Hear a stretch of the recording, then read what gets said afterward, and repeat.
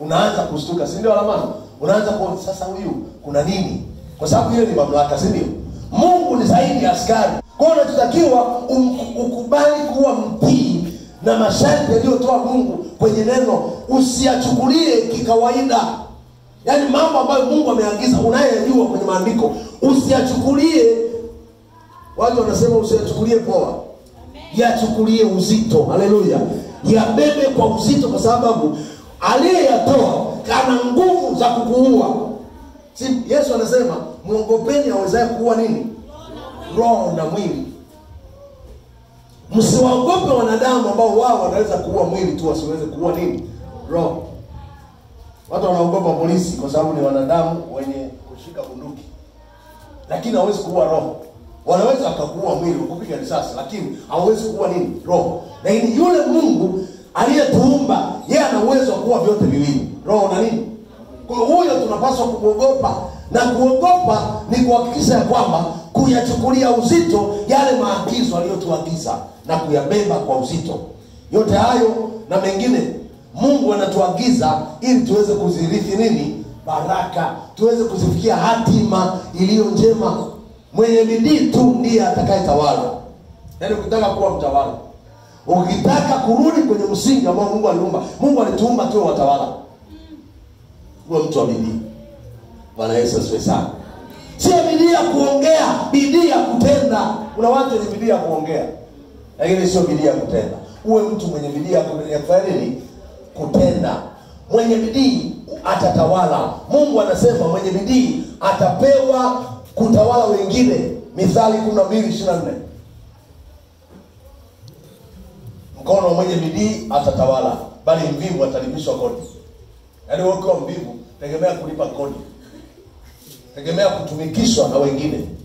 Mtu mvivu hapiki mawindo yake, bali mwenye bidii anazo mali nyingi za samani.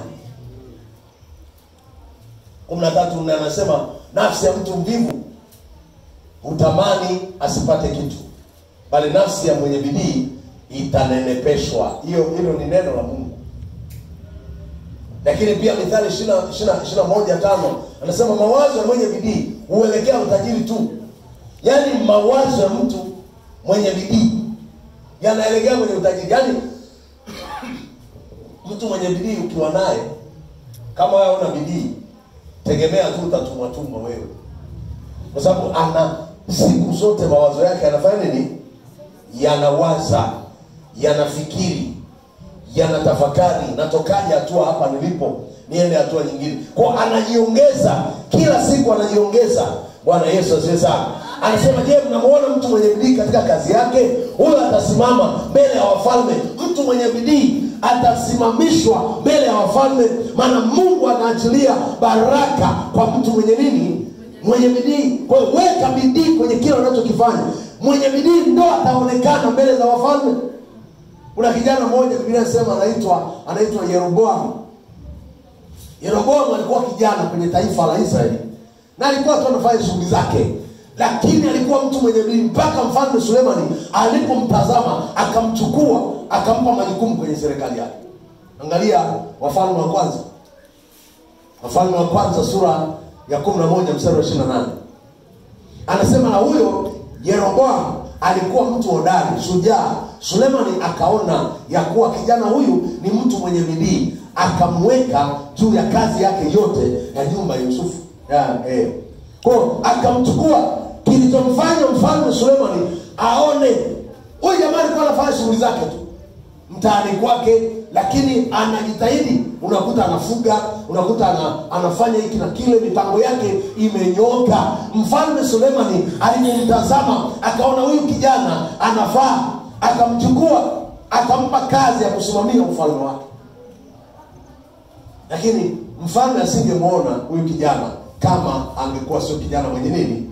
Mwenye bidii. Kwa alikuwa ni kijana tu, lakini bidii yake ilimfanya mfalme Sulemani amweke kwenye ofisi yake. Alijua huyu kijana ataseti ofisi yangu itakaa vizuri, maana tu katika mambo yake anayafanya vizuri.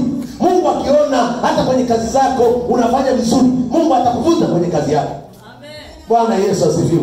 Kila aliye na bidii kwenye eneo fulani, Mungu anamvuta kwenye kazi yake.